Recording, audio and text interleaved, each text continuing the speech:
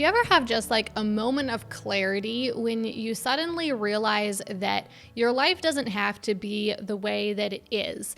Maybe it's just when you see someone else's life or like a picture on Instagram or something like that, and you see how beautiful it is and you wonder, why doesn't my life look like that? Now, of course, sometimes that can be a really negative thing. Sometimes that's just envy or just coveting what other people have. But sometimes it is more a moment of clarity, a moment where we realize that our life doesn't have to be the way that it is. And that the only reason it is the way it is, the only reason we're living where we are living, or we have the friends we have, or we're eating the food that we are, is just because we're in the habit of doing those things. We kind of set off on that course, and now we are fulfilling that destiny that we essentially created for ourselves. Now, the good news is that regardless of what life you're leading right now or what your lifestyle looks like right now, you can start making different decisions and you can completely transform your life. And I would say that in as little as about 6 months, your life could look dramatically different. So today, I wanted to share with you what is kind of a step-by-step plan for how you can go from where you are now to somewhere else. But these are also just principles. So it's not so much a formula. I'm not saying you have to do this and then this and then this. It's more, these are some things to implement to make some dramatic changes.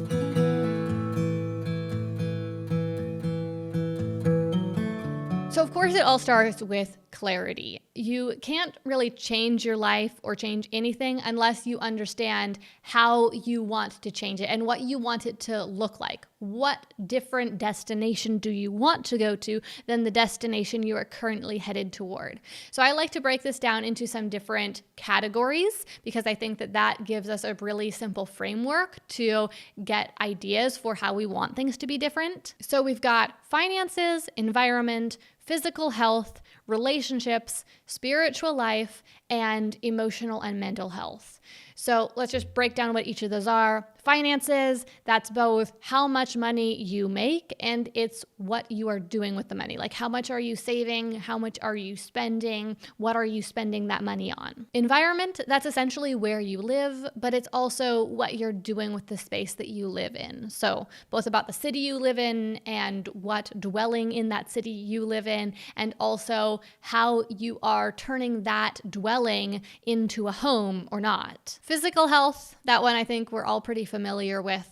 That is how strong your immune system is and how healthy and vibrant and energetic you feel. Relationships, this one is rather broad. You could break it down into multiple categories, but here we've got who your friends are and the strength of your friendship with them, including your family.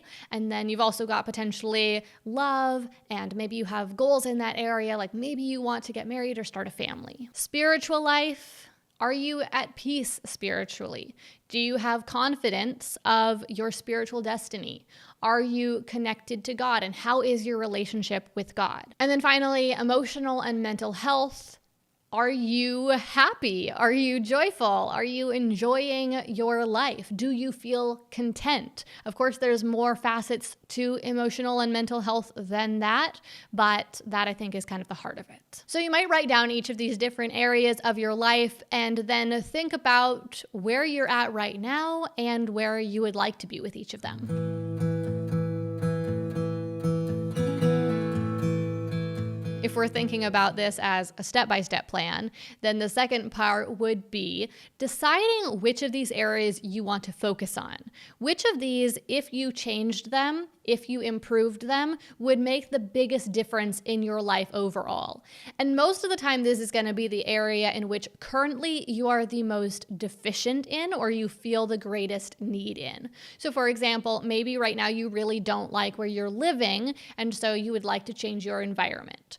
Or maybe right now you are feeling tired all the time, and the thing that would make the biggest difference would really be just having more energy. Or maybe you're feeling lonely and you really would like to have some deeper friendships in your life. If you want to see the biggest results and the biggest changes in your life, then you'll want to concentrate your efforts on just 2 or 3 areas of your life that have those biggest deficits and work on improving those areas.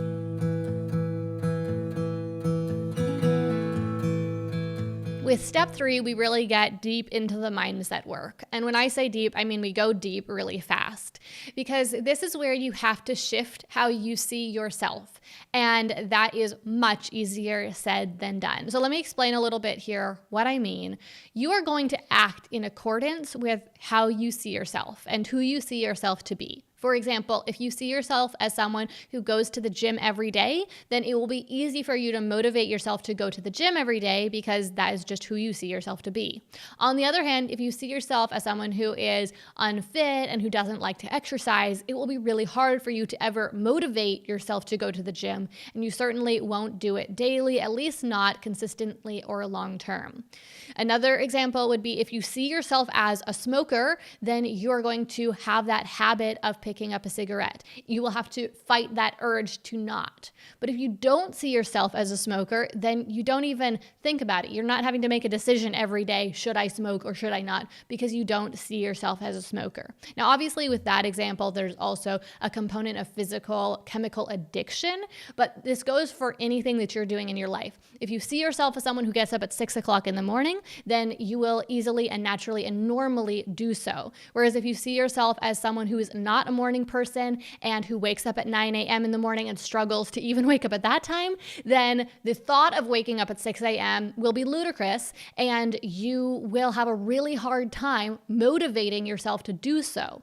In fact, you won't be able to motivate yourself to do so until you see yourself at least as someone who can, and you won't be in the habit of doing it until you both develop the habit and change how you see yourself. Obviously, like I said, it's really hard to change how you see yourself, and it is a process. It's not something where you're just going to flip a switch. So I'd first recommend that you start by, as we talked about in step 2, identifying just a couple areas where you want to change, a couple areas that are going to make the biggest difference, so that you can really do the hard work on those couple areas and work on changing the way you see yourself as it pertains to those couple things. From there, changing how you see yourself is both about your self-talk and what you are telling yourself and just being aware of this. And it's also about doing the physical work, putting into practice the new habits you want to have, which gives yourself the feedback, it gives your mind the feedback that you are capable of doing those things, and eventually tells yourself that you are the kind of person who does those things.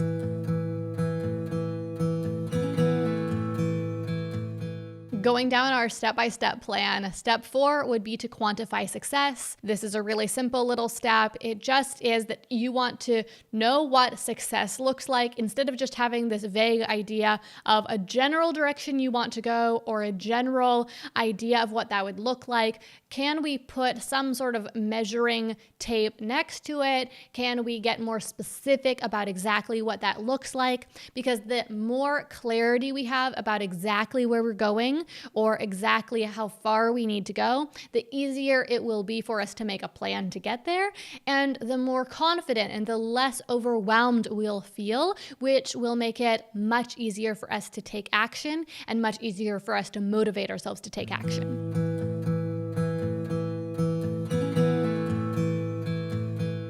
Step 5 would just be to make a simple plan. And I want to emphasize here the word simple. Don't allow yourself to subtly procrastinate by making a complex plan that is going to distract you from the real work you need to do.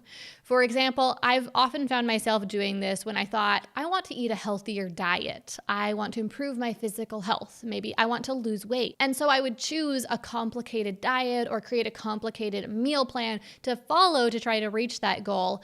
And I would distract myself from the real hard work I needed to do with that complicated plan, which worked for a short period of time, but didn't end up taking me all the way to my goal. Whereas instead, if we focus in, again, 80-20 principle here, we focus in on the real core things, like really to eat a healthier diet, I just needed to work on prioritizing more vegetables in my diet. And that would push out some of the other junkier things that I was eating that I didn't want to eat as much of.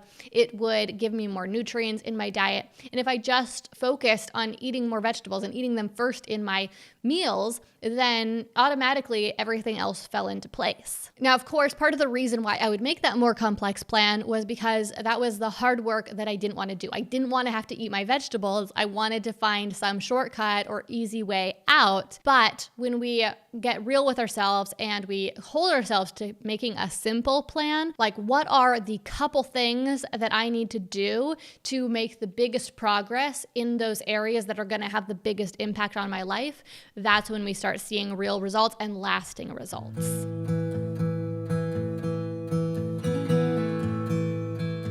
Step 6, if you want to call it that, it's not really a step. It's just a mindset shift we need to have and something to implement throughout this process. And it's understanding that it's the little things that really make the biggest difference in our enjoyment of our life. When we set our sights on a future goal and we tell ourselves that we will be happy when we achieve that goal or when that thing becomes a reality, then we are delaying our happiness. We're telling ourselves that we can't be happy today because we don't have that thing yet, and that we don't have permission to be happy today. We don't have permission to be content. We aren't giving ourselves permission to enjoy our life today. And so the simple thing we could say here would be we need to focus on the present and focus on enjoying the process. Life is about the journey, not the destination. But more practically, what I find makes the bigger difference is focusing on the little things. So instead of focusing on that big goal we have for wanting to live in a different house or wanting to lose a certain amount of weight or wanting to find love, instead we focus on the little things today. And that means the sunlight coming in the kitchen window and how pretty it looks. It means this next bite of delicious food that we're eating. It means focusing on relationships and the enjoyable conversation that we're having with our friend. I find that to be so much more practical and so much more doable than just trying to focus on the present or enjoy the present, which is very intangible and very difficult to do.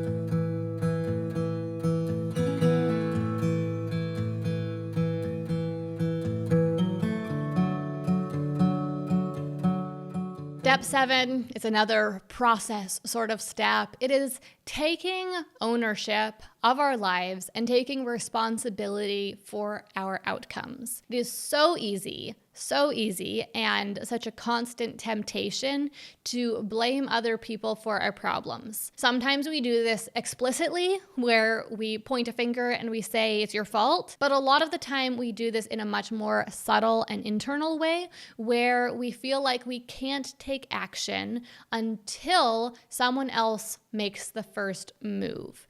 Or we feel like someone else is stopping us from doing the thing that we want to do. Or we feel like our circumstances or the system is stopping us. But most of the time, that is a lie that we are telling ourselves. It is an excuse that we are giving ourselves to save ourselves from the hard work of doing the work. Our minds even our subconscious minds are so incredibly intelligent, and they are designed to help us conserve calories, essentially. They're designed for survival. And survival, like I said, is about conserving calories. We want to not exert ourselves so that we don't have to go and find more food, going back to like hunter-gatherer days here, right? So when we have something we want to do that is not an essential survival need in this moment, then our minds find all sorts of ways to create all sorts of excuses so that we feel like we shouldn't do it, or we don't want to do it, or we don't do it. And a lot of the time, those excuses come in the form of not taking responsibility for our outcomes and instead blaming other people, or at least putting the responsibility on other people. Obviously, an easier thing to point out than to overcome. Again, it starts with awareness that your subconscious mind is doing this to you. Your subconscious mind is inadvertently sabotaging you and sabotaging the results you're trying to get. And simply that awareness and then starting a conscious battle is going to be the thing that makes the biggest difference at the start. And then, just like we were talking about earlier on, the way that you continue working on this is by putting your plan into action, by working the steps, by eating your vegetables first, or whatever you need to do to get the results that you want. And then as you start to see results and you start to work that muscle of self-control and motivation, that is when you will develop the habit of it, and you will be able to more and more silence that inner voice that's making those excuses and telling you why you shouldn't. Well, there you have it. Some thoughts on how to change your life over the next 6 months or so. Like I said, this is sort of a step-by-step plan, but it's also just principles. It's also sort of, you can do this in 6 months. And it's also very much, you can start working on this today, and within 6 months, you will be able to see some dramatic changes in your life. Those changes aren't going to end after 6 months. It's not like after 6 months, you will have arrived. There will still be many areas of your life that you want to work on, but I'm very confident that you will be able to see some noticeable and physical changes within that amount of time. Thanks so much for joining me for this video today. My name is Gillian Perkins, and normally on this channel, I talk about how to start online businesses and how to work for yourself. If that's something you happen to be interested in, then I would love to have you subscribe so that you can learn more about how to work for yourself and how to start your own business. But if that's not your jam, I hope you enjoyed this video at least. Thank you again so much for watching. I love you, and I hope you have an amazing week.